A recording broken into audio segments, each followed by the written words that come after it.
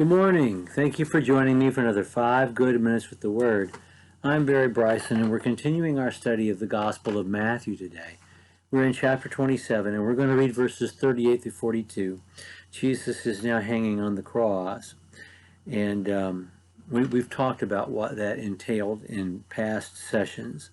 Today we read about the robbers and about the people wagging their heads at Jesus. It says in verse 38, "At the time 2 robbers were crucified with him, one on the right hand and one on the left. And those who were passing by were hurling abuse at him, wagging their heads, saying, 'You who destroy the temple and rebuild it in 3 days, save yourself. If you are the Son of God, come down from the cross.'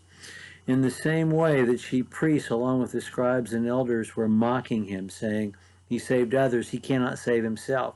He is the King of Israel. Let him now come down from the cross, and we shall believe in him.'" And let's go ahead and read verse 43. We'll read it again next time as well. "He trusts in God. Let him deliver him now, if he takes pleasure in him." Excuse me. "For he said, 'I am the Son of God.'" Matthew and Mark and Luke, all 3 synoptists, tell us about the 2 thieves that Jesus was crucified between. But only Luke tells us that one of those thieves was repentant, and that Jesus grants forgiveness to that thief and says, "Today you'll be with me in paradise." So there are multiple crucifixions taking place at the same time. And so on whatever the scaffolding looked like on Golgotha, there are 3 people being crucified that day at this place of execution. And everybody is insulting Jesus. Just the level of humiliation that is involved beyond just the act of crucifixion. They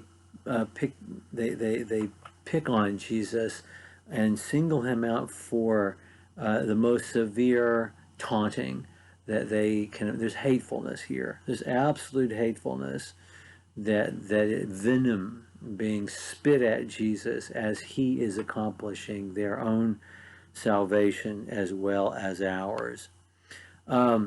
It's interesting that in verse 39, as well as in verse 43, the people, without realizing it, are quoting Psalm 22, which we're going to talk much more about next time.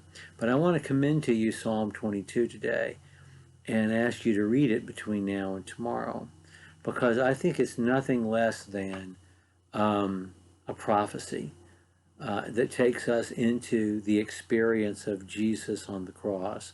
It is a Psalm of David. It's one of 3 consecutive messianic songs: Psalm 22, Psalm 23, Psalm 24.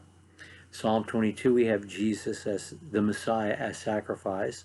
Psalm 23, the Messiah as shepherd. Psalm 24, the Messiah as king. And in Psalm 22, David, who's writing this song, prompted by difficulties in his own life, we're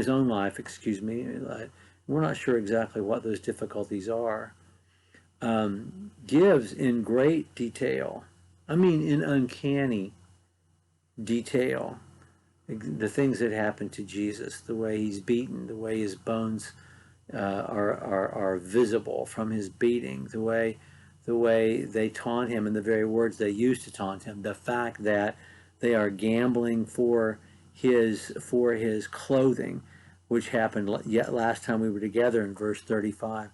That's right there in Psalm 22. It's all there, and it really is a sacred thing. I think it takes us into the mind of Jesus hanging from the cross and lets us see how absolutely hard it was for him to endure this that he's undergoing.